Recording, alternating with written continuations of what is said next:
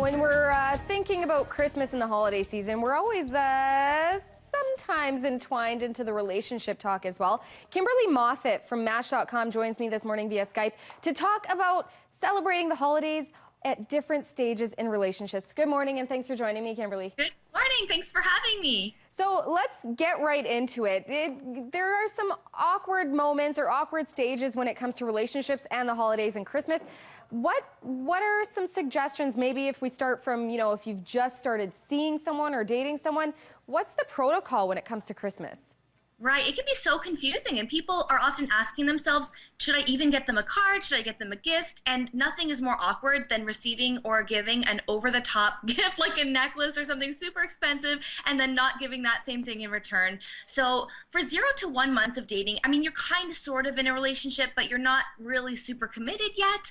Most Canadians who are single think that you should give someone a small token gift, like an experience or a cooking class or something that's very interactive and fun, but nothing too over the top. So most women think it should be under $25, and most men think it should be between like $25 and $50. That's about the appropriate range there. I like that men think that it should be more. Yeah.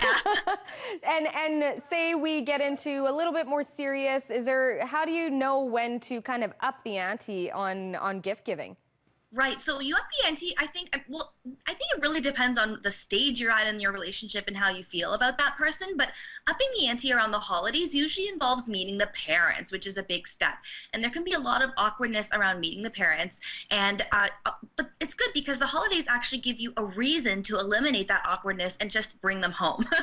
Always discuss sleeping arrangements in advance, because 44% of Canadians will share a room with their date when they come home for the holidays. So make sure you talk about all of that stuff, and make sure you give a small gift as well. So you mentioned just now meeting the parents. What about if we go back to that beginning stage of seeing someone or dating someone? Like, is it too awkward to invite them over for Christmas festivities at your family's house? Like, do you just kind of accept that, no, you're not going to be involved in that? Yeah, I think that early enough, before you've had the talk especially, but more importantly, you need to know that that person is going to fit in, and you have to be ready for your parents to absolutely become attached to this person. And unless you've decided that, it doesn't matter how awkward it is. Don't bring them home until you're 100% certain, is my opinion. Are there any sort of etiquette? Is there any kind of etiquette that once you do pass that maybe 3-4 month mark and you have met the parents, this is your first Christmas with them, is there any kind of etiquette that people should be aware of or know about heading into Christmas Eve tomorrow? Definitely. Well, I think that if you're in a relationship, it's always a great idea to give your partner kind of a crash course in all of your family members. Maybe walk them through, tell them what your family holiday traditions are, because everybody is so different.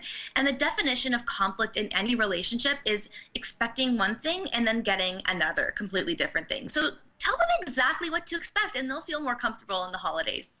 Sounds good. Well, coming into the new year, Kimberly, we're going to catch up with you again to talk about some romantic resolutions. But thanks so much for your advice this morning, and Merry Christmas.